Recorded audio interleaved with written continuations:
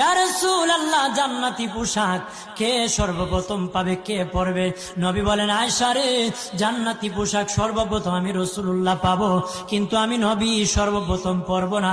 সর্বপ্রথম ইব্রাহিম খলিলুল্লাহকে জান্নাতি পোশাক পরানো হবে। কেন জানুনি? ইব্রাহিম নবীকে নমরুদের আগুনে যখন ফেলে দেওয়া হয়েছিল, দুনিয়ার সব ছেড়ে দিয়েছিল, বাড়ি ছেড়ে দিয়েছিল, সম্পদ ছেড়ে দিয়েছিল, মা বাবা ছেড়ে দিয়েছিল, এমনকি গায়ের জামা যখন খুলে নে, ইব্রাহিম কয়েক কাপড় ছেড়ে দিতে পারি, আমার আসমানের মালিককে ছেড়ে দিতে পারি না।